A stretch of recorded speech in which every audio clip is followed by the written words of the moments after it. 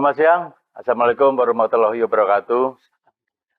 Yang terhormat di samping saya, Direktur Utama Holding Perkebunan Nusantara, Bapak Dr. Muhammad Abdul Ghani. Selamat datang, Pak, Terima kasih sudah diundang. di acara kegiatan BUMN Holding Outlook 2024.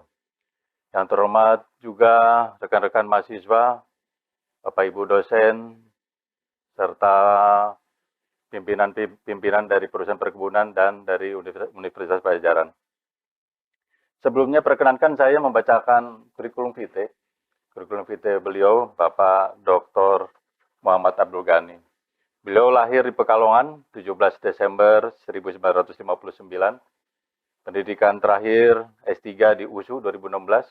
Sebelumnya S2 di UGM 2007. S1 di IPB 1984.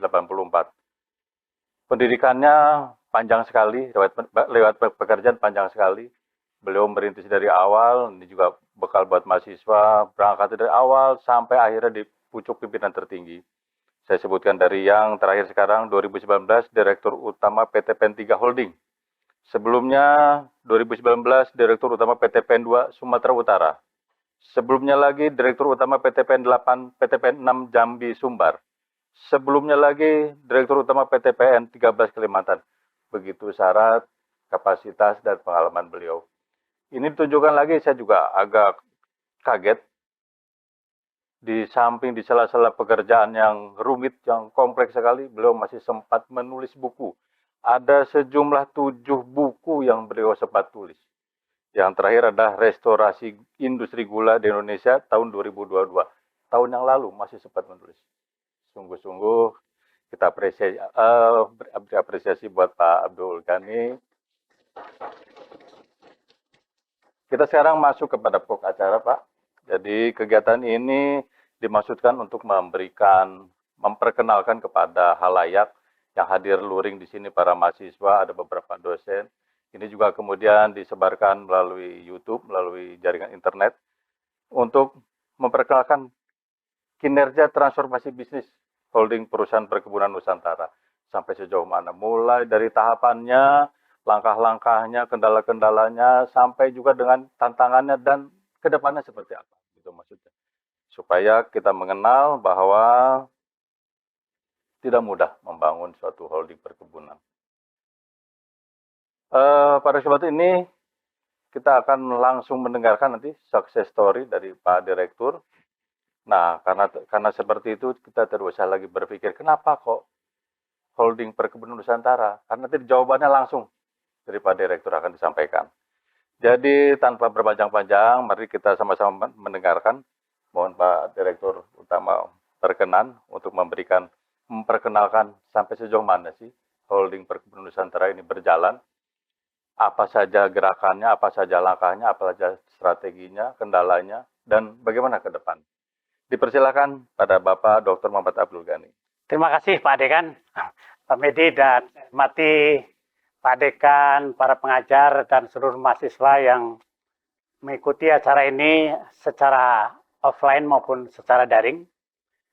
Merupakan penghargaan bagi saya, Pak Dekan, hari ini diundang untuk sharing pengalaman, mungkin pengetahuan, dan juga barangkali ada value yang bisa saya berikan kepada terutama generasi muda, para generasi milenial dan generasi Z yang saat ini merupakan harapan kita untuk masa depan Indonesia menuju Indonesia Emas tahun 2045. Mungkin sebelum saya cerita tentang tantangan strategi BUMN Holding sektor perkebunan, Dr. Medi, saya ingin cerita sedikit.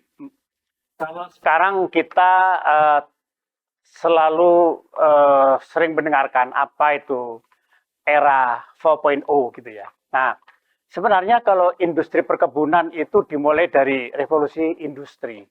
Kita tahu pertama mesin uap itu ditemukan pada tahun 1824. Sejak itu Eropa mengalami, kalau kita runut ke belakangnya itu tentu ada Renaissance dan sebagainya. Dari itu maka mulailah terjadi perubahan dalam proses produksi. Yang tadinya manusia menggunakan otot secara manual, sejak itu dengan ditemukan mesin uap maka industri digerakkan oleh mesin uap, mesin pembakaran luar atau orang mengatakan begitu. Dan sejak itulah transportasi juga berubah. Kalau dulu kapal itu kalau berlayar itu selalu memanfaatkan aliran atau katakanlah arah angin dengan layar. Sejak itu bisa menggunakan mesin uap. Disitulah barangkali di sisi lain terjadi kolonialisasi. Di sisi yang positif adalah masuknya industri di dalam kehidupan manusia. Nah, cerita tentang revolusi industri atau revolusi pertama di dunia itu dibawa ke Indonesia. Jadi teman-teman para mahasiswa yang saya sayangi, industri yang pertama di dunia itu ya industri pertanian, agroindustri. Saya pelajari sejarah bagaimana dulu kalau kita adik-adik yang mahasiswa kalau ke Jakarta pasti dapat cerita yang paling elit di antara elit seluruh Indonesia adalah Jakarta. Di dalam Jakarta yang paling elit adalah Menteng. Menteng itu di daerah dekat Monas sana. Itu dulu adalah tempat tinggal para pemilik perkebunan, para industriawan di tanah air. Saya akan cerita dulu. Cerita sejarah perkebunan gula di Indonesia. Dulu pertama kali perkebunan gula itu dimulai di sekitar Sungai Ciliwung. Itu sudah saya tulis di buku saya terakhir. Jadi dulu industri gula pertama kali itu Eropa itu belum kenal gula. Gula itu peradaban timur sebenarnya. Peradaban Cina, India. Lalu ketika VOC tahun 1602 berdiri mulai melakukan perdagangan dengan Eropa, dikenallah namanya, rupanya ada bahan pemanis dikenal di Eropa, itu namanya gula. Nah itu pertama kali dulu diolah itu di sekitar Sungai Ciliwung, di mana kebun tebunya ditanam di kiri kanan Sungai Ciliwung, ngolahnya itu dengan kicir air itu di Sungai Ciliwung. Dalam perkembangannya industri ini tumbuh, akhirnya bergerak ke arah timur. Oh rupanya makin ke timur makin bagus. Di Subang, oh makin bagus. Dalam perkembangannya terus sampai ke arah timur, makin timur makin bagus. Jadi terakhir berhenti di Pasuruan, di Jawa Timur. Sejak itu maka di Pasuruan pada tahun 1867 berdiri pusat penelitian gula, namanya Osvan Java. Itulah cikal bakal industri perkebunan di Indonesia. Dalam perkembangannya, dalam sejarahnya dulu Pak Dekan, industri gula di Indonesia itu menjadi barometer industri di tanah air dan di dunia. Bahkan ada satu varietas yang merupakan persilangan, kalau adik-adik dari Fakultas Pertanian, orang botani, beragronomi tahu pemulihan tanaman, itu biasanya kalau perkawinan antar spesies gampang, tapi kalau antar spesies satu jenis lebih susah. Jadi itu namanya varietas POJ 2878 itu perkawinan antara tebu dengan gelagai. Iya. Dan itu hasilnya produktivitasnya naik sampai 40%. Dan disitulah terjadi booming. Sehingga pada tahun 1930 Indonesia dengan luas tanaman tebu hanya 192.000 hektar mampu menghasilkan 3 juta ton gula. 3 juta ton. Pak Dekan, 3 juta, padahal ketika itu konsumsi hanya 800. Jadi 2/3 dari produksi gula itu diekspor ke India, ke Eropa. Sekarang kita kekurangan gula dan kita mengimpornya dari India. Jadi teman-teman, para adik-adik sekalian, para generasi muda planter, saya menyatakan orang yang bergerak di sektor perkebunan sebagai planter. Planter muda menjadi tanggung jawab kalian bagaimana mengembalikan kejayaan gula. Malu kita sebagai negara agraris, kebutuhan gulanya 2/3 diimpor dari luar. Padahal luas lahan tebu sekarang naik, kalau tahun 30 itu cuma 192, sekarang sudah hampir 500.000. Jadi kita terjadi penurunan. Jadi ini tantangan barangkali untuk kita semua. Tantangan ini paling berat atau paling bertanggung jawab adalah saya, Pak Dekan, karena saya sebagai dirutnya PTPN, di bawahnya ada pabrik-pabrik gula, di mana sekarang ini 30% produksi gula itu kami yang produksi. Ini satu tentang cerita gula saya, supaya ada adik-adik ada perspektif agak luas. Terus yang kedua, yang kedua adalah mungkin kalian kenal namanya ITB, ya, Planetarium Bosca. Itu dibangun oleh industriawan teh. Jadi kalau cerita teh di Indonesia, ya itu dibawa oleh ayahnya Kerkhoven. Jadi dia membangun pabrik kebun teh. Dulu kebun teh itu asal-asalan, dari dikumpulkan seluruh biji-bijian dari India, dari Cina, ditanam acak adut gitu. Saya masih melihat dulu waktu zaman saya pertama kerja tahun 85, tanamannya nggak pakai pola barisan, pokoknya ditanam kayak disebar gitu aja. Itu pertama kali teh di Indonesia itu di Jawa Barat. Itu di Ciwidey, ya. Ciwidey. Banjaran.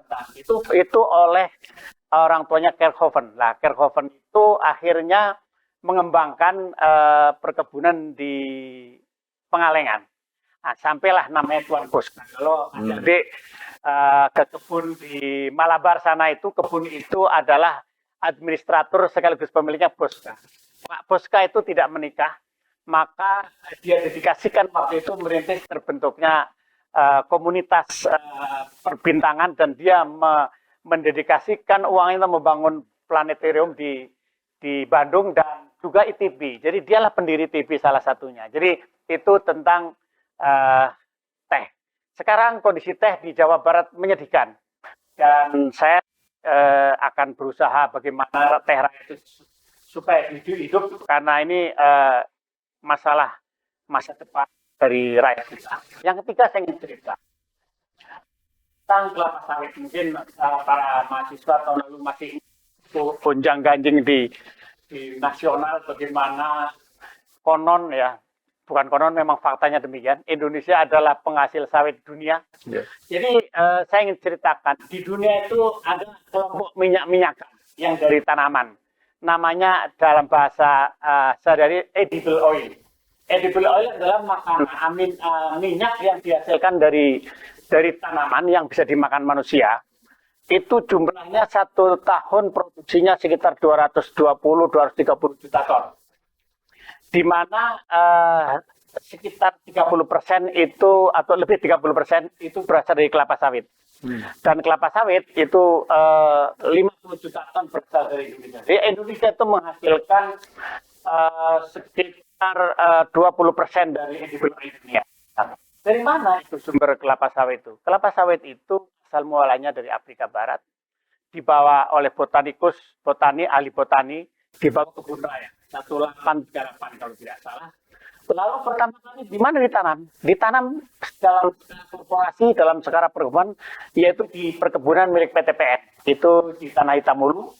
Itu sekarang itu berada di Kabupaten Batubara, Pak Dekan, Batubara, Sumatera Utara. Lalu ada satu lagi di Kabupaten Asan, namanya di Kabupaten Kebun Pulau Raja. Dan satu lagi di Aceh Tamiang, itu milik perusahaan swasta. Disitulah cikal bakal dari perkebunan kelapa sawit. Nah, saat ini PTPN kami menguasai atau mengelola kelapa sawit sekitar 550.000 hektar. Target kami dalam 10 tahun ke depan kami akan perluas menjadi 700.000 hektar. 700.000 hektar, di mana perluasan itu kami lakukan dengan mengkonversi Pak Dekan dari tanaman karet, kemudian tanaman yang karet itu sekarang kondisinya sulit, jadi petani juga posisinya sangat sulit sekarang karena harga karet sangat rendah. Kami PTPN akan mengkonversi karet. Apakah di Jawa Barat kami punya kebun sawit 20.000 hektar. Nanti kalau ada mahasiswa mau praktik silakan. Ada di Kertajaya sama di Cikasungka. Kami akan perluas 2 kali lipat, mungkin sampai 40.000 hektar. Tanaman karet kita konversi ke kelapa. Demikian juga di Sumatera, Kalimantan, Sulawesi. Hingga nantinya 700.000 hektar. Timbul pertanyaan, kenapa sih kita harus memperluas kelapa sawit? Karena nanti akan kita elaborasi. Kelapa sawit itu Indonesia adalah negara yang secara ekosistem paling cocok untuk kelapa sawit. Karena apa? Iklimnya, kita tahu kalau orang pertanian itu ada mendefinisikan pertanian adalah memanen energi matahari dengan mineral tanah di dalam tanah menghasilkan satu biomasa atau hidrokarbon. Itu di ekuator ini kan, di Katulistiwa itu panasnya sepanjang tahun nggak ada musim dingin. Nah itulah barangkali kalau kita lihat mungkin 90% CPO dunia itu berasal dari Indonesia dan Malaysia. Kemudian kalau kita bicara kelapa sawit, kenapa kelapa sawit penting? Jadi sebenarnya dunia ini, kalau dunia itu enak mau diatur Pak Dekan, kan sebenarnya Eropa itu tidak perlu menghasilkan minyak dari soybean, Canola. dari rapeseed, canola maupun bunga matahari, tidak perlu. Kenapa? Karena untuk yang saya sebutkan terakhir itu 1 hektar paling setengah ton. Sementara untuk kelapa sawit, PTPN kami ini kalau secara korporasi mungkin termasuk yang tertinggi atau 1 di 3 yang tertinggi, produktivitas kami itu 5 ton. Jadi ngapainlah ke Amerika, misalkan Eropa menghasilkan minyak goreng dari tanaman yang hanya 1/10 produktivitas kelapa sawit.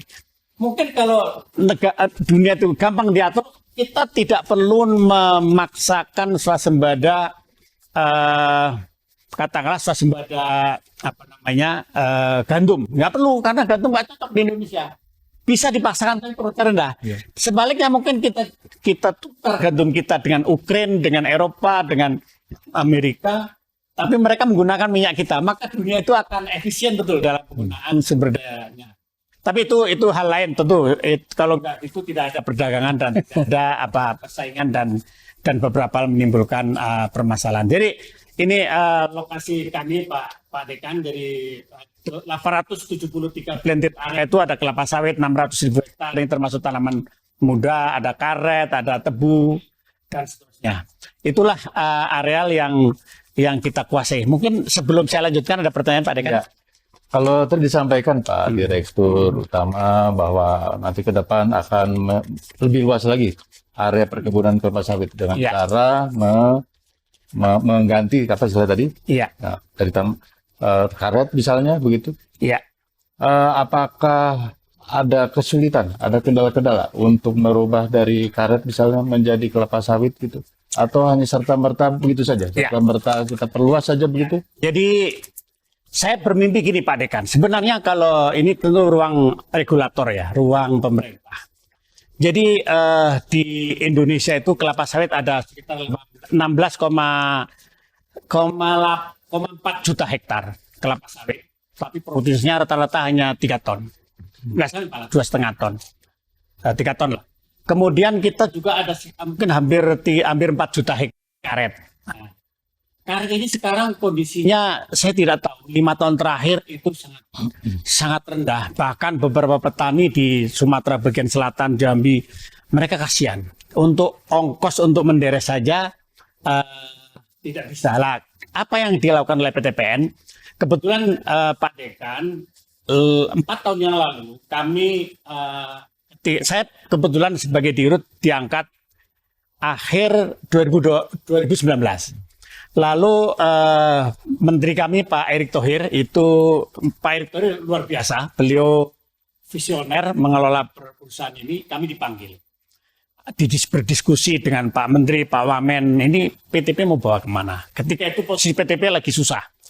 Tapi waktu itu kami diskusi, akhirnya sampailah pada kesimpulan waktu kami sampaikan, karena ada 2 parameter. Pertama, BUMN itu adalah menurut Undang-Undang Nomor 19 adalah lembaga atau institusi yang dibuat oleh pemerintah untuk menghasilkan laba, menciptakan lapangan kerja, membayar pajak dan sebagainya. Tapi di sisi yang lain, PTPN itu BUMN itu menurut pasal 2 Undang-Undang BUMN itu menjadi kepanjangan tangan negara. Jadi ketika negara membutuhkan, maka melalui BUMN mestinya bisa menyelesaikan masalah sosial ekonomi. Contoh kasus kemarin tahun lalu minyak goreng sulit, mestinya PTPN bisa masuk. Dan ini saya akan ceritakan bagaimana langkah ke depan. Jadi akhirnya kami merumuskan Pak Dekan dalam 5 tahun ke depan PTPN waktu itu tahun 2020-2024 ke depan akan fokus kepada penguatan ketahanan pangan dan energi. Pangannya dari mana? Adalah dari kelapa sawit, kemudian tebu.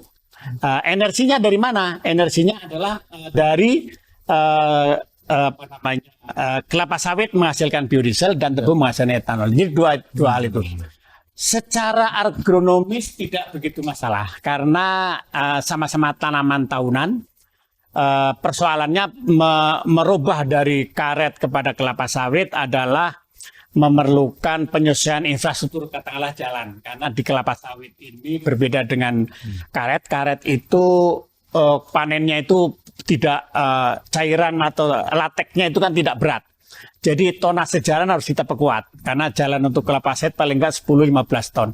Jadi biasanya jalan dilebarkan, kemudian luasan satu bloknya diperluas, mungkin itu aja barangkali. Di samping kita lengkapi infrastruktur pabriknya. Iya.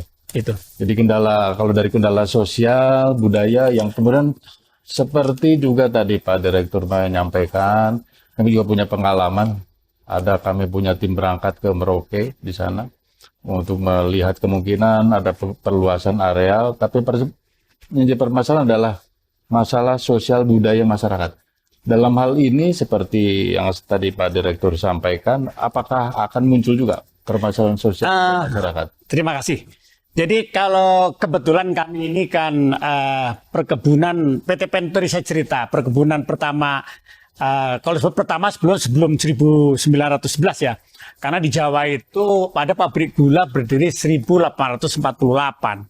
1838 itu ada pabrik gula di Comal itu 1838 di Sragi. Jadi sebelum itu, jadi karena kami ini untuk karet itu karyawan sendiri, Pak. Jadi tidak ada masalah. Jadi isu-isu tentang sosial sih tidak. Biasanya yang isu sosial itu kan muncul di kebun yang baru dibangun. Saya punya pengalaman ketika membangun, makanya perlu keterlibatan ahli-ahli antropolog, ahli budaya, ahli sosial ketika membangun perkebunan dari katakanlah tadinya hutan. Bukan masalah fisik saja, tapi masalah sosial harus, karena biasanya perubahan sosial akan diikuti dengan cultural shock yang kalau tidak dikelola, itu bisa menimbulkan friksi dan bahkan bisa menjadi konflik. Ya. Kalau di tempat kami nggak ada masalah, karena di lahan kami tertutup, artinya HGU kami tidak melibatkan pihak luar, jadi nggak ada masalah. Kalau tadi membaca Pak Deru tadi sudah menyampaikan, jadi sejak 1911 sampai sekarang. Kelapa sawit. Kelapa sawit. Ya. Kemudian core-nya di holding perkebunan Nusantara kelapa sawit. Kelapa sawit, ya. Adakah yang kemudian menjadi kendala yang kemudian sesungguhnya sampai sekarang kami melihat, jujur saja kami melihat bahwa apa kinerja sudah tercapai, transformasi yang dilakukan sudah bagus, sudah berjalan. Tapi kami membayangkan tentu ada kendala-kendala. Kendala apa saja barangkali Pak? Jadi begini Pak Dr. Medi, saya diangkat jadi dirut itu akhir 2019. Jadi mungkin ke slide nomor berapa ya? Nomor 3 barangkali. Saya ingin ceritakan. Jadi ketika saya diangkat menjadi direktur utama, saya dipanggil Pak Menteri, Pak Erick Thohir. Kemudian Pak Wamennya waktu itu juga Pak Tiko. Waktu itu kondisi perusahaan, wah kalau sakit itu, saya juga nulis buku tentang penyihatan perusahaan. Jadi gini para milenial ya, para mahasiswa yang saya anggap sebagai anak-anak saya, cara pandang perusahaan ini memang bermacam-macam tahapannya. Saya analogikan gini, saya diangkat sebagai pengurus direktur utama itu ketika itu menemukan menghadapi situasi perusahaan yang sangat genting, dalam pengertian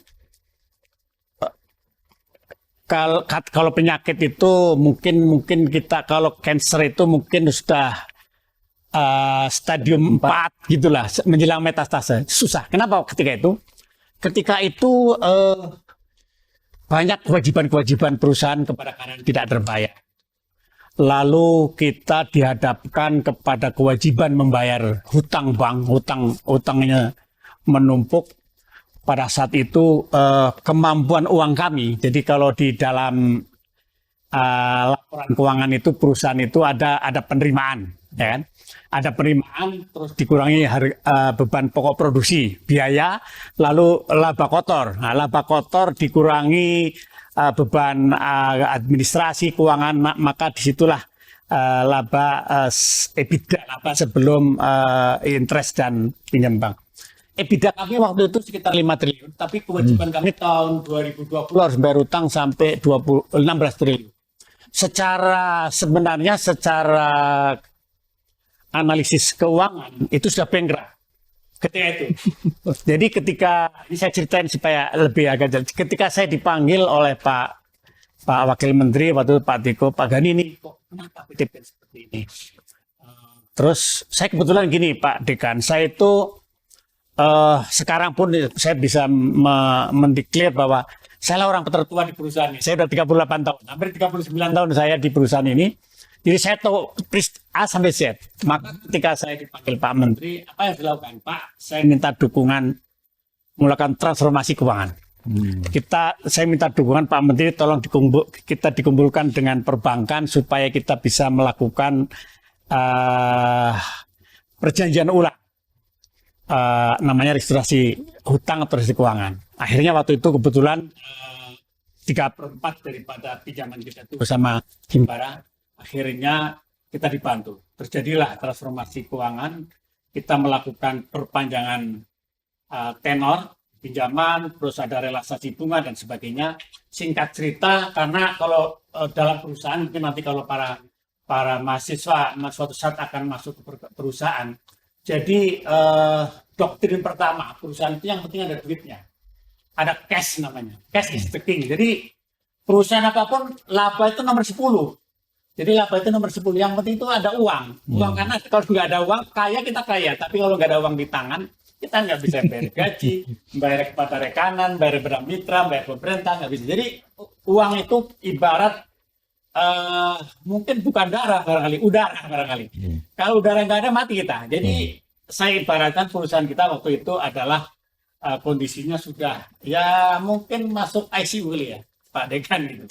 Jadi akhirnya singkat cerita waktu itu Pak Menteri sampaikan, oke, restitusi keuangan saya bantu, tapi itu nggak cukup, harus ada restitusi operasional. Nah, saya orang perkebunan, saya orang dalam, saya tahu harus berbuat apa. Sampai waktu itu, ini cerita fakta ini, Pak Menteri luar biasa men-challenge saya. Pak Gani apa yang dilakukan, terus kami diskusi. Sederhanakan organisasi, kata Pak Menteri. Berani Pak Gani? Berani Pak, asal Bapak dukung, saya bilang gitu. Jadi waktu itu Pak Dekan, itu PTPN itu dulu kan ada 1, 2, 4, ada 13 anak perusahaan. Itu dulu rata-rata direkturnya itu ada 3-5. Itu saya jadikan cuma 1. Satu aja. Padahal kalau kayak PTP yang besar, PTPN 4 itu asetnya mungkin sekitar 15 triliun. Labanya ada 1-2 triliun. Satu orang direktur. Ini ada contohnya ini Pak, apa namanya Pak Rianto tadi, di belakang. Itu dulu direktur Pak. Saya turunkan jabatan di SCBP. Jadi saya jadikan satu direktur, tadinya 3-5 satu direktur. Lalu tata kelolanya kita ubah. Pokoknya sentralisasi. Jadi tadinya itu PTPN Holding sebagai pemegang saham strategik, saya langsung operasional. Saya ambil semua Pak kewenangan. Cuma karena didukung Pak Menteri, jadi nggak pada bering lawan. Jadi sejak itu apa? Kayak one man show Pak. Jadi karena saya menganggap gini, kayak perang itu komandan itu harus ketika kita perang mengenai musuh itu harus instruksi itu tidak ada noise. Kalau 100 saya baru 100. Lalu kami diskusi dengan SP, Serikat Pekerja seluruh jaringan. Saya bersyukur Pak Dekan karena apa yang saya lakukan itu didukung. Ada beberapa kemungkinan kenapa saya didukung. Pertama, komitmen dari pemegang saham. Karena kalau pemegang saham nggak dukung, digoyang-goyang, saya jatuh. Yang kedua, saya didukung oleh manajemen di bawah. Itu waktu itu komisaris juga kita kurangi. Jadi mungkin ada 40 jabatan yang saya hilangkan. Mungkin lebih lah, 60. Kemudian semua kita ambil alih. Jadi pengadaan, kebijakan strategis, pemasaran kita ambil. Lalu setelah itu kita lakukan, maka mulailah kita perbaikan-perbaikan. Seperti katakanlah mengangkat karyawan harus izin kami. Pengadaan barang, jadi ada istilah gini. Kayak sapu kalau menjadi satu lidi nggak kuat, tapi kalau dikit kuat. Jadi gampangnya gini. karena ini nilai revenue-nya itu sampai 40-50 triliun, ketika jualan, kalau kita jualan satu barang dengan jualan 1000 barang, bargaining kita kuat. Ketika kita beli pupuk, membeli apa saja, kita belinya banyak maka harganya mesti diskon gitu. Gampangnya gitulah. Iya. Jadi itulah yang kami lakukan ketika itu. Jadi kami melakukan penciptaan nilai daya saing dengan tadi ada transformasi strategik dari tadinya masing-masing raja-raja kecil kita ambil alih. Jadi sekarang dalam satu komando. Tentu ini periode turnaround. Sangat banyak nggak bisa Pak Dekan. Oke. Kita udah punya program. Mungkin mulai tahun ini satu kita lepas. Nanti lama-lama tuh dia harus kembali ke substansinya, harus di kewenangan kan kita turunkan. Tapi dalam proses transformasi kita ambil alih. Jadi itu kita lakukan EBITDA restrukturisasi tadi ya. Yang kedua EBITDA transformation itu bagaimana kita membangkitkan EBITDA kita dengan cara meningkatkan produktivitas, meningkatkan efisiensi, dan itu nyata, Pak Dekan. Nggak sampai transformasi mulai tahun 2020 awal, tahun 2021 udah untung. Udah untung. Nanti di bawah ada gambar. Jadi kita melakukan perusahaan kami waktu itu ada sampai 72 anak cucunya. Itu kalau ada yang kami merger, ada kami tarik menjadi unit usaha, itu targetnya nanti sekitarnya 40-an. Jadi terlalu banyak. Contoh gini, PTPN punya dua anak perusahaan yang ngelola air dalam kemasan, air mineral. Alasannya karena kita banyak mata air, karena perkebunan namanya di gunung-gunung. Padahal air itu salah satu elemen daripada industri air dalam kemasan. Itu kan ada expertise lain yang kita nggak kuasai. Dan ternyata air juga bukan komponen termahal, wadahnya lebih mahal. Jadi yang sebenarnya kita nggak kuasai, kita terlalu masuk. Maka kebijakan kita waktu itu kita fokus ke komoditi pangan energi. Jadi kita fokus ke kelapa sawit sama tebu. Terus komoditi lainnya teh, kopi, kemudian karet. Nah, di luar itu kalau ada pengembangan kita nggak sendiri, melibatkan mitra. Jadi kita fokus di 5 komoditi. Ini salah satu restrukturisasi yang kami lakukan. Lalu kita mulailah masuk ke industri retail. Jadi di Sumatera, di Jawa Barat kan dulu ada industri teh walini ya. Belum dikelola, sekarang pun belum begitu maju. Tapi sudah mulai kita benahi. Tapi kita waktu itu fokus di 2 komoditi, terutama minyak goreng. Jadi saat ini kapasitas minyak goreng kami sudah bisa 10% daripada minyak goreng premium di Indonesia. Pabriknya di Sumatera Utara, ada pabriknya lagi di Jawa Timur juga. Terus gula, kita akan masuk gula retail. Kenapa? Tadi supaya terutama di komponen pangan itu melalui BUMN pemerintah bisa intervensi. Contohnya sekarang gula harganya naik ya. Kami masih punya stok gula, mungkin ada 80.000 ton. Kami jaga itu supaya jangan sampai ketika kosong di pasaran kami bisa masuk. Gitu. Kemudian yang langkah berikutnya kita juga akan tahun 2021 Pak Dekan kita membentuk namanya Sugar Company. Jadi PTPN itu memiliki jadi PTPN seluruh Indonesia itu memiliki 36 pabrik gula. Di Indonesia itu pabrik gula itu sekitar 65. Separuhnya milik PTPN. Tapi dari sisi produksi kita hanya menghasilkan sepertiganya. Nah, tadinya masing-masing PTPN ada PTPN 2 Sumatera Utara punya 2 pabrik, PTPN 7 punya 2 pabrik, di Jawa juga punya pabrik, di Sulawesi. Ini jadi satu manajemennya. Itu tahun 2021. Alhamdulillah Pak Dekan, tahun ini sudah mulai hasilnya, 21, 22, 23. Tahun 23 itu sudah mulai menunjukkan berbuah. Kan itu sih ditunjukkan target saya akhir tahun ini untung. Sudah puluhan tahun, 15-belasan tahun nggak untung. Jadi Sugar Company PTPN itu akhir tahun ini insya Allah EBITDA-nya di atas 1 triliun dan sudah untung. Dan berikutnya kita akan melakukan baru 2 hari yang lalu Pak Dekan. Jadi kami melakukan reorganisasi PTPN itu yang tadinya itu 14 PTPN, 1 holding dan 13 anak perusahaan. Nanti menjadi cuma 1 holding dan 3 subholding. Subholding gula sudah berdiri 17 Agustus 2021. Nah, 2 hari yang lalu Bapak Presiden sudah menandatangani PP perubahan PP nomor 26 2021 menjadi PP nomor 53 2023 yang di situ batasan luasan areal untuk entitas yang ditugaskan oleh pemerintah dalam proyek strategis nasional tidak dibatasi. Karena contoh yang di dalam PP lama luas kebun sawit itu 100.000 hektar, maksimum satu entiti. Padahal kami sudah sejak zaman Belanda sudah di atas 100. Sementara ini mau digabung jadi satu, tentu nanti luasnya sampai 700.000 hektar pada 10 tahun ke depan. Akhirnya PP itu oleh Bapak Presiden dirubah, direvisi menjadi boleh selagi ada fungsi negara. Jadi ada fungsi negara untuk masuk di dalam industri itu dalam kaitan stabilisasi dan kehadiran negara dalam kaitan dengan ketahanan pangan. Sudah baru 2 hari yang lalu. Jadi insya Allah mudah-mudahan minggu depan paling lambat tanggal 23 sudah ada anggaran PTP 8. PTP 8 Jawa Barat itu nggak ada. Nanti ini jadi regional Jawa Barat. Tapi nanti kita menjadi Sugarco sudah ada. Ya. Kemudian Palmco yang nangani kelapa sawit. Dan Supportingco yang nangani komoditi dan bisnis di luar kelapa sawit. Nah itu dalam waktu mungkin seminggu 10 hari ke depan. Luar biasa Pak Dirut, luar biasa sekali. Silakan, luar biasa sekali. Sampai kemudian tadi disampaikan, sampai kemudian baru sekarang, menurut tadi ya disampaikan baru sekarang ini ada profiternya. Ya.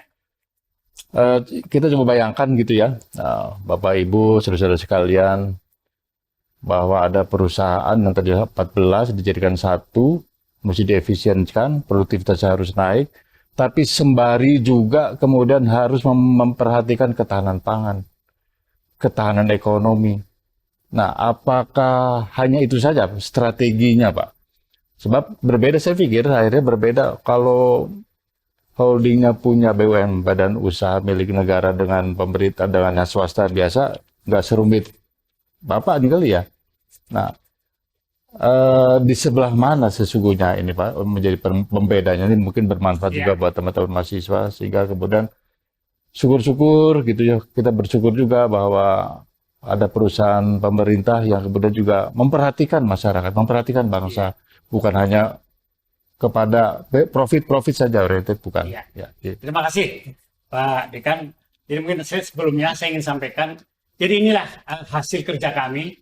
Jadi kebetulan Pak Dekan, Pak Menteri selalu mencontohkan salah satu ya, ada beberapa transformasi korporasi yang di-endorse, yang dikerjakan, yang didukung, yang menjadi program Kementerian BUMN itu banyak. Tapi salah satu yang sukses diantaranya adalah PTPN. Jadi PTPN itu jadi 15 September 2014. Itu bertebungnya holding. Jadi sebelum reorganisasi adalah tahun 1996. Di situ waktu itu perubahan dari PTP menjadi PTPN. Nah, di sini tuh dulu di Jawa Barat itu ada 3 PTP dulu. PTP 11, PTP 12, PTP 13. Menjadi PTPN 8. Nah, itu tahun 96. Nah, jadi lalu pada tahun 2014 itulah dibuat namanya holding. Nah, saya mau cerita dulu tadi kaitan dengan pertanyaan tadi. Kan timbul pertanyaan, kenapa kok harus dibuat holding? Itu falsafahnya sebenarnya gini, seperti Lidi tadi. Falsafahnya adalah bagaimana perusahaan yang masing-masing beberapa 14 entiti kalau digabung jadi satu kekuatan, itu ada namanya pooling power, kekuatan mengepul, kalau pool bus itu kan kekuatan bersama menjadi satu, maka dia kuat. Nah, maka dalam Al-Quran kan jangan tercerai-berai itu kan. Karena kalau kita tercerai maka akan dikooptasi kira-kira itu. Ini sama juga. Jadi itu tahun 2014. Ini dalam diagram kinerja keuangan itu dari tahun 2015 sampai 2020 itu mengalami kerugian. Ini kan artinya apa? Waktu PTPN dijadikan holding, ternyata apa yang diharapkan menjadi polling-polling belum terbentuk. Kenapa? Karena ini juga yang saya bawa ke Pak Menteri, kenapa ini harus diubah Pak? Ternyata waktu itu tata kelola interaksi antara holding dan subholding itu tidak kokoh. Nah, kenapa? Karena waktu itu masing-masing PTPN menggunakan sistem sendiri, SOP sendiri, menjual barang sendiri, membeli barang sendiri. nggak efisien. Saya nggak usah cerita masalah korupsi tidak korupsi, tapi paling tidak secara karena tidak ada pooling power, maka akhirnya tidak timbul kekuatan. Lalu yang kedua, tidak ada sinergi. Pak Dekan, kalau boleh saya terus terang sampaikan, PTPN itu ada 14 PTPN, 14 PTPN. Itu yang kaya itu PTPN di Sumatera Utara. Jadi kalau sekarang katakanlah laba tahun lalu 6 triliun, itu Sumatera Utara labanya sudah 5 triliun. Sumatera Utara. Tapi yang lainnya di Pulau Jawa mengalih berat karena sudah terlalu lama dia lemah. Komoditinya udah berpuluh-puluh tahun. Seperti PTPN di Jawa Barat ini, sejak tahun 2000 rugi terus. Sebenarnya asetnya bagus. Kenapa? Karena terjadi tadi kesulitan keuangan, dia terbelit seperti lingkaran setan. Nah, mestinya pembentukan holding itu bisa menciptakan sinergitas. Saya mau ceritakan Pak Dekan. Di Jawa Barat itu ada sekitar 20.000 hektar kelapa sawit, ya kan? Selama ini dikelola oleh PT P8, ya kan? Itu produktivitasnya nggak tumbuh-tumbuh, bermasalah. Pabriknya juga bermasalah karena tidak memiliki uang untuk perbaikan. Saya kerjasamakanlah ini dengan PTP 3 Medan, mungkin sudah setahun. Tahu Pak Dekan, dalam waktu setahun produktivitas naik 30%. Di mana itu letaknya? Ya karena dulu tidak memiliki, misalnya gini, sawit itu kan harus dipupuk. Uangnya tidak cukup untuk pupuk ini, uangnya dibagi rata. Padahal kalau sawitnya diperkuat, nanti kalau ada hasilnya sisanya ke teh. Ini nggak dibagi rata, kayak punya anak 8, yang satu bisa menghasilkan, yang selain nggak menghasilkan, semua dikasih makan yang sama. Akhirnya yang tadi yang menghasilkan nggak menghasilkan. Kira-kira gitu. Satu lagi di Jawa Timur. Di Jawa Timur itu ada teh, namanya Javati. Mungkin kalau adik-adik mahasiswa ada program Java dulu. Kalau waktu zaman saya mahasiswa itu ada program komputer Java. Itu diinspirasi dari Java Coffee. Dulu ada ya, kalau baca lebih searching di Google, program Java itu di komputer itu diinspirasi dari Java Coffee. Java Coffee itu ada di dataran tinggi. Ambarawa? Enggak, di Jawa Timur, di Jember. Jember. Di dataran tinggi Jember. Lah di situ sampai sekarang pun itu di Situbondo itu ada kopi namanya kopi Java. Harganya itu nggak pernah turun. Di atas $7. Kalau sekarang berarti 100.000 rupiah per kilo. Persoalannya PTP 13 juga sudah lama sakit. Sehingga nggak dipupuk, nggak dirawat, nggak disisir. Akhirnya produknya hanya 300 ton, 300 kilo per hektar. 1,5 ton yang lalu, saya kerjasamakan dengan PTPN 5 di Riau. Dibantu, dipupuk yang baik, disulam, bahkan sekarang perluasan. Tahun lalu produksinya naik sampai 100 kilo, 35% juga. Artinya itulah yang harus dilakukan dulu ketika dibentuknya Subholding. Cuma karena ketika zaman dulu itu mungkin saja dukungan dari kementerian tidak kuat, akhirnya direksi holding udah dalam 5 tahun tuh nggak bisa melakukan ini. Nah, saya bisa karena didukung oleh Pak Menteri. Nah, tapi pendekatan selama ini entitasnya beda-beda, pusing Pak Dekan. Karena untuk mengawinkan meskipun anak, ini karena anak yang kaya bantu yang lemah, yang lemah nggak tahu diuntung, yang kaya mau menang sendiri. Ya, jadi kita juga kadang main tekan. Nah, ini nggak bagus. Nah, sekarang dengan dijadikannya nanti PTPN 8 itu menjadi sawitnya masuk Palmco, komoditasnya supporting, maka di mana yang uangnya berlebih bisa dibantu sini. Kemudian sebagai contoh nih, kami Pak Dekan, kami sekarang buat kebijakan. Jadi kelapa sawit itu tadi saya cerita, produktivitas kelapa sawit itu PTPN itu 5 ton. Itu di Indonesia itu nggak banyak. Nggak banyak di Indonesia, yang satu korporasi ya. Nggak banyak, mungkin pun bahkan nggak ada barangkali. Yang rata-rata 5 ton. Tetapi kalau dibedah lagi, ada yang 6 ton, ada yang 2 ton. Nah, jadi produktivitas TBS-nya itu ada yang 26, ada yang 8. Lah, sekarang karena kita sudah jadikan PAN, supporting gitu, maka saya buat kebijakan, stop replanting di Sumatera Utara. Stop replanting di Riau. Kenapa?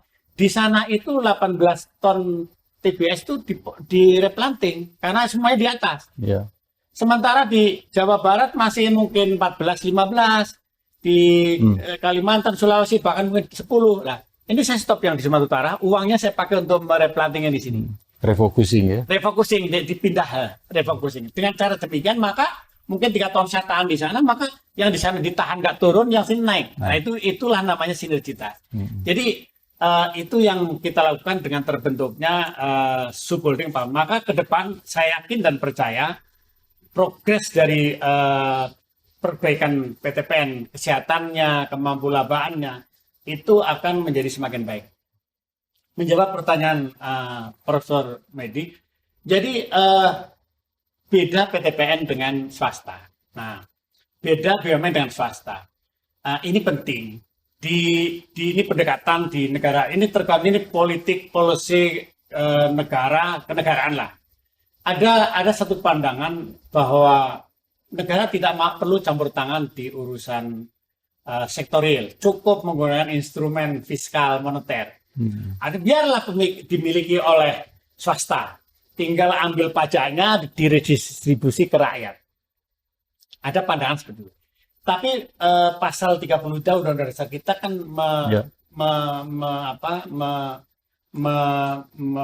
membuat satu kebijakan atau membuat penggarisan bahwa ekonomi itu berasal bukan hanya dari swasta aja, ada swasta, ada rakyat, ada koperasi, ada BUMN. Betul. Nah, ini penting karena pengalaman faktanya kita tahun lalu ketika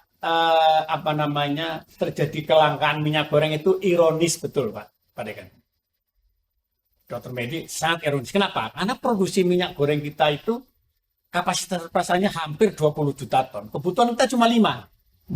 Kenapa? Nggak bisa. Karena itu tadi diserahkan ke sektor swasta. Kan swasta bukan swasta berdosa, tidak. Swasta itu kan ada logikanya, cari yang untung. Betul, profit ya. Untuk profit kemarin cari untung. Lah, unfortunately, ketika itu PTPN masih kemampuannya kecil. Waktu itu kemampuan PTPN menghasilkan minyak goreng cuma 450.000 ton. Padahal kebutuhan Indonesia 5 juta ton. Tetapi kalau dibedah lagi, yang perlu diproteksi sebenarnya cuma 40%. Hanya perlu 2 juta ton. Jadi kenapa? Karena konsumen minyak goreng itu ada pabrik makanan itu kan, ada restoran, ada premium yang orang-orang kaya itu sekitar 60%. Yang perlu diproteksi rakyat kecil yaitu yang golongan menengah ke bawah itu cuma 2 juta ton. Nah, atas dasar itu kami diperintahkan, dan kami bukan hanya diperintahkan, kami melakukan jalankan itu visibility study juga.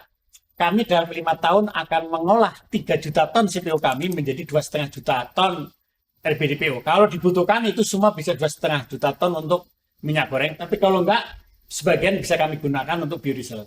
Nah, disitulah negara keluar. Kalau negara perlu misalkan intervensi pasar, kalau dia menggunakan swasta kan susah. Kalau mau BUMN perintahkan aja. Silakan PTPN menjual minyak gorengnya ke pasaran.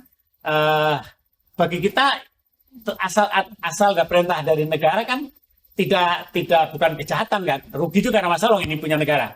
Tapi ya seperti itulah. Jadi disitulah negara perlu hadir. Iya. Jadi intinya BUMN dengan swasta bedanya kalau swasta itu cukup membayar gaji, membayar pajak. Kalau kita nggak cukup, mestinya negara harus dan kebijakan Kementerian BUMN kaitan dengan Kemandirian Pangan dan Energi, di antaranya PTPN menjadi bagian dari elemen itu, yaitu menciptakan satu ketahanan pangan yang negara secara langsung bisa menggunakannya ketika dibutuhkan. Ya, jadi itulah maksud saya bertanya adalah bahwa BUMN dalam bentuk holding yang kemudian dibangun, dikembangkan, bebannya tidak kecil.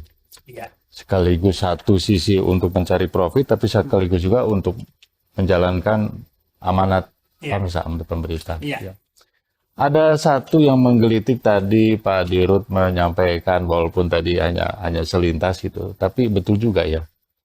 Apakah satu sisi tadi Pak Dirut bilang kalau di perkebunan di Sumatera Utara harus keras itu. Apakah juga keberhasilan Pak Dirut itu karena keras itu atau seperti apa sesungguhnya Pak? Terima kasih, Pak Dekan. Itu tadi cuk aja sebenarnya. Jadi Iya. sebenarnya begini, mimpin ini apa? Kalau dalam bahasa ilahiyah ya, kata Rasulullah, ibda binafsih. Gitu. Mimpin paling gampang itu ya ibda binafsih. Mulailah dari diri sendiri. Jadi mimpin menurut pengalaman saya, karena saya udah hampir 40 tahun tadi kan, mimpin itu di mana-mana sama. Tapi mulai dari sendiri. Apalagi Pak Dokter Medik, di perkebunan ini kan masyarakatnya relatif masih patrilineal, masih patronase, di mana pemimpin ini menjadi role model. Nah, jadi menurut saya dimanapun, ini terutama untuk para mahasiswa, Iya, ya, betul. beberapa kunci-kunci bagaimana nanti menjadi Penerus ya. penerus yang sukses dalam kepemimpinan. Saya ingin sampaikan barangkali saya elaborasi. Eh, yang susah itu ketika kulturnya itu patronase, itu di mana ada patron, ada klien. Iya. Patron yang di atas itu pimpinan, orang tua, di situ guru, pendidik, pengasuh, pembimbing, yang bawah itu follower, ya kan, kalau follower netizen, anak kira-kira gitu ya, anak buah. Itu dia tuh melihat atasan itu sebagai role model. Ya kan? Kalau kita bisa mengontrol diri sendiri ketika memimpin, maka mungkin tidak akan semua ditiru. Tetapi kalau kita istilahnya, maka ada satu atau narasi ini. Wala taqulu ma la taf'alun, kata. Janganlah kau berkata yang tidak kau kerjakan. Jadi satunya kata dengan perbuatan. Sukses memimpin itu harus satu kata perbuatan. Pemimpin layak jadi role model.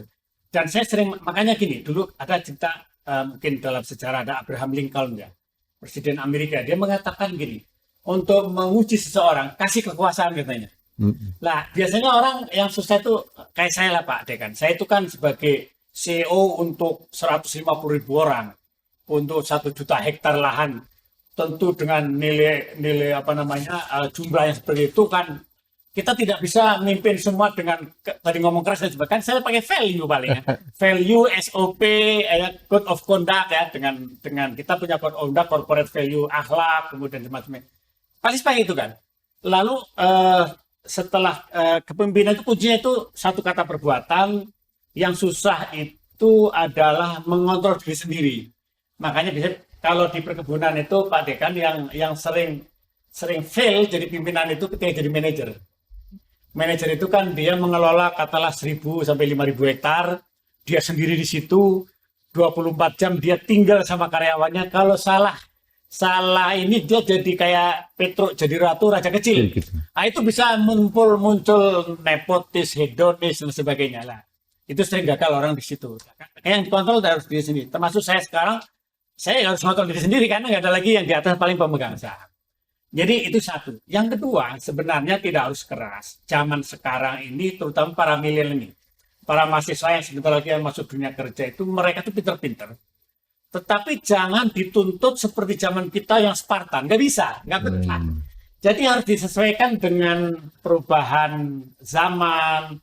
Kalau saya dulu Pak Dekan, yang namanya waktu, disiplin betul. Kemudian Spartan betul lah, pokoknya seperti di dunia militer. Tentu kalau sekarang anak-anak muda pasti nggak tahan gitu.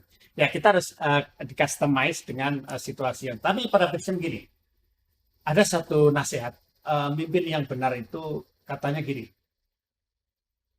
kalau kita ketawa atau marah, itu dalam rangka manajemen, jangan bawa ke hati. Yang kedua, pujilah anak buah di depan halayak, dan marahnya di empat mata.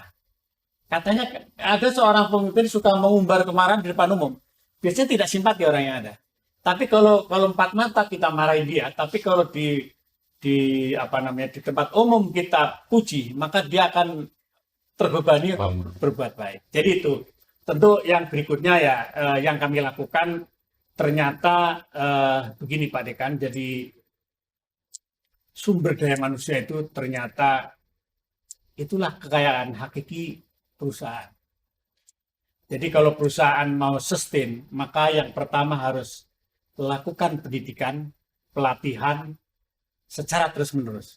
Jadi para karyawan pertama dilatih kompetensi capability-nya secara terus-menerus, ciptakan sistem. Kami kebetulan sekarang sedang mendevelop sistem digitalisasi yang mengukur kinerja seseorang secara kuantitatif dan transparan. Ini lagi kita mulai. Jadi nanti Pak Dekan, kita itu nanti seluruh pimpinan, karyawan pimpinan itu, dia tahu mungkin kalau di perguruan tinggi kayak semacam kumnya gitu ya. Iya. Mengumpulkan kumnya itu nanti tahu seseorang itu ngitungnya dari mana, dari sejauh mana dia menjalankan SOP yang sudah dibuat, itu terukur secara digitalisasi, langsung ke sistem. Yang kedua, sampai sejauh mana parameter-parameter KPI tercapai. Nanti setiap orang itu, kalau saya sedang sedang dicoba untuk pimpinan manajer kami hampir 200. Jadi 200 orang itu nanti tahu, saya itu nomor 5. Saya nomor 7, saya nomor 100, saya nomor 200, tahu dia. Transparan. Dan dia bisa komplain kalau enggak. Tapi sebenarnya nggak bisa, karena itu yang dia capai, yang dia kerjakan. Iya. Artinya parameter KPI yang terukur kuantitatif semua. Iya. Misalkan produktivitas yang dicapai, mungkin bukan dari produktivitas, tapi sejauh mana buah yang mentah terbawa ke pabrik. Sejauh mana misalkan buah tertinggal di lapangan. Yang seperti itu. Jadi semua yang menjadi kerjaan dia. Lah itu nanti ngeling kepada remunerasinya. Jadi remun bulanannya gitu, kemudian insentif tahunnya juga situ. Langsung nanti masuk menjadi semacam data SDM. Data yang akan mengukur kapasitas SDM. Sehingga nanti, ini benar sedang kita kembangkan, nantinya ketika saya misalkan memilih calon-calon pemimpin, saya tidak boleh ngambil katakanlah dari 5 terbesar. Diskresi atau katakanlah kewenangan kita bisa memilih 1 dari 5, tapi nomor 6 nggak bisa. Dengan demikian maka sistem ini akan diyakini, akan dipercaya oleh seluruh SDM bahwa kalau dia berbuat baik, maka dia berprestasi, maka dia akan bisa loncat. Karena kebetulan Pak Menteri itu punya program mengangkat pimpinan-pimpinan muda lah. Persoalannya kalau tidak ada tolok ukurnya, kita milihnya tidak fair. Yeah. Ini sedang kita siapkan. Jadi contohnya SDM itu yang penting jadi perbaiki kapasitasnya, kompetensinya, kapabilitasnya. Yang kedua ciptakan sistem, kultur. Jadi kultur dan kapabilitas itu menjadi 2 hal yang akan membangun. Ini bukan hanya korporasi aja. Di dunia perguruan tinggi, di organisasi manapun, ketika kultur dan sistem dan kapabilitas itu dijadikan dari satu bangunan organik, maka industri itu akan terjadi istilahnya internal competition. Akan terjadi kalau dalam bahasa agama fastabiqul khairat. Berlomba-lomba menuju kebaikan. Gitu. Baik Pak Dirut, ini kayaknya waktu yang akan membatasi. Ada satu lagi saja dari Pak Dirut ya, sebagai penutup, sebagai closing opening ya. Apa kira-kira ingin disampaikan? Jadi gini, Pak Dr. Medi, jadi gini, kami sekarang sudah mulai melakukan redefinisi tentang bisnis, hakikat bisnis. Jadi tadi sudah perjalanan perkebunan, di mana kami ini tadi merubah paradigma, ya kan, menjadi tadinya hanya sekedar penghasil komoditi menjadi penghasil komoditi pangan dan energi related terhadap kepentingan perusahaan menciptakan laba, related dengan tujuan menjadikan kepanjangan tangan negara. Yang berikutnya ke depan kita itu ingin menjadikan bisnis kami perkebunan ini beyond dari sekedar komoditi. Isu-isu tentang, mungkin adik-adik tahu persis, isu yang terjadi selama ini di dunia ini ada namanya climate change. Climate change atau perubahan iklim, bumi semakin panas, beberapa bulan yang lalu kita kekeringan. Ya, ini menyadarkan kepada kita bahwa Indonesia, kalau mau, katanya gini, kalau ahli ketahanan nasional mengatakan ketahanan nasional akan bisa terwujud apabila ada kemampuan internal itu kuat, kemandirian, terutama katanya kalau terjadi perang di masa depan ada dua isu, apa itu? Pangan dan energi. Jadi ke depan kita akan memastikan Indonesia masuk sebagai PTPN sebagai bagian dari pangan dan energi. Saya tadi cerita di Holding, kita diminta oleh pemerintah sekarang sedang menginisiasi pembangunan food estate dalam skala korporasi di Merauke. Tentu ini bagian dari upaya untuk mencukupi kebutuhan pangan dan mencukupi kebutuhan energi yang kaitannya dengan etanol.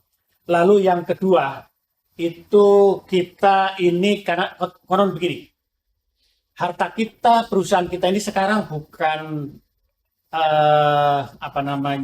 warisan nenek moyang, tapi katanya harus kita wariskan kepada anak cucu, hutang kita kepada anak cucu. Harus bertanggung jawab. Bertanggung jawab. Maka kami sekarang secara keras dan sungguh-sungguh bagaimana PTPN ke depan menjadi satu entitas yang komplain dengan masalah sustainability. Di visi kami, Pak, perusahaan kami itu adalah menjadi perusahaan nasional skala global, tapi aware dengan masalah sosial dan lingkungan. Dan kami awal tahun ini, pertengahan tahun ini kami sudah melakukan mencoba minta di asesmen tata kelola globalnya. Alhamdulillah kita masuk adalah BUMN yang termasuk low risk, dalam artian itu banyak ini mungkin nggak usah ke media karena ada perusahaan swasta nggak enak, tapi kita menjadi yang terbaik dalam kaitan bahwa tata kelola perusahaan kita ini kelola dengan konsep yang sustain terhadap lingkungan, terhadap sosial dan governance yang baik. Nah, ini akan terus kita kembangkan karena kita gini, ini bukan karena kewajiban, tapi harus panggilan. Okay. Nah, dan sebenarnya kalau bicara hitung ruginya juga ada. Pak Dr. Medi, kami ini sekarang revenue kami sekitar 45 triliun. Itu 1/4 triliun itu diperoleh dari dampak akibat kami menjalankan proses produksi yang ramah lingkungan. Jadi karena kami menjalankan proses ramah lingkungan, harga kami itu dikasih premium. Nah, dijumlahkan itu tahun ini sekitar 1/4 triliun, 250 miliar. Jadi sebenarnya konsumen juga aware masalah ini. Artinya ketika perusahaan menghasilkan satu produk ramah lingkungan, dia mau membeli lebih mahal. Tanggung jawab dia terhadap masa depan bumi, sustainability, perubahan iklim dan sebagainya itu. Jadi PTPN ke depan adalah PTPN yang beyond daripada mencari laba atau menjadi kepanjangan tangan berat, tapi menjadi bagian dari solusi global untuk mewariskan perusahaan ini menjadi perusahaan yang ramah lingkungan, yang berkelanjutan. Mungkin demikian penutup. Baik, terima kasih Pak Dirut. Kami sengaja memang tidak mau berlama-lama karena kami memahami Pak Dirut punya aktivitas lain pada hari ini, jadi kita batasi ini hanya 1 jam lebih sampai jam 11:30. Jadi Bapak Ibu saudara-saudara sekalian, luar biasa sekali.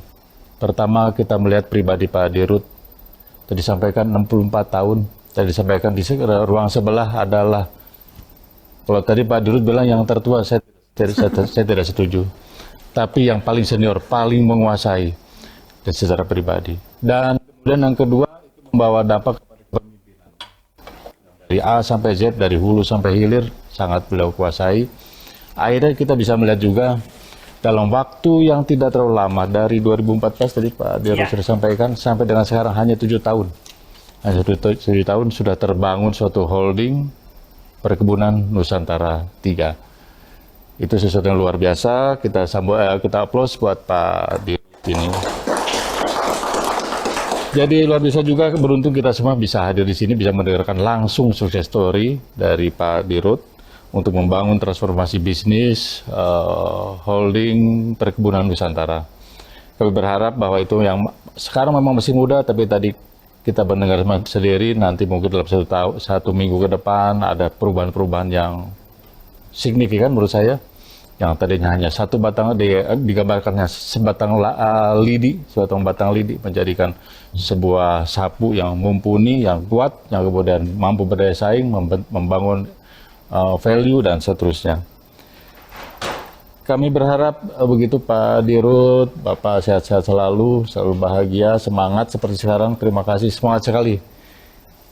1 jam lebih beliau tadi bicara dengan penuh semangat. Untuk apa? Untuk memberikan apresiasi kepada kita semua, pada mahasiswa, maksudnya bahwa pada mahasiswa ini adalah generasi penerus ke depan yang menjadi tulang punggung keberhasilan pembangunan perkebunan di Indonesia. Semoga di bawah kepemimpinan Bapak dan apa yang Bapak bangun menjadi suatu kenyataan, suatu amanah untuk menjadikan kita semua lebih berhasil lebih sukses dalam berkehidupan. Semoga Bapak sehat-sehat selalu. Semoga kemudian juga saya atas nama Universitas Pajajaran, semoga kerjasama di antara kita berdua lebih langgeng ke depan, membangun institusi bersama untuk kebaikan bangsa. Terima kasih Pak Dirut, Pak Dr. Muhammad Abdul Ghani atas kehadirannya. Terima kasih Bapak Ibu sekalian, saudara-saudara. Saya akhiri perjumpaan siang hari ini dengan ucapan selamat siang. Wassalamualaikum warahmatullahi wabarakatuh. Salam.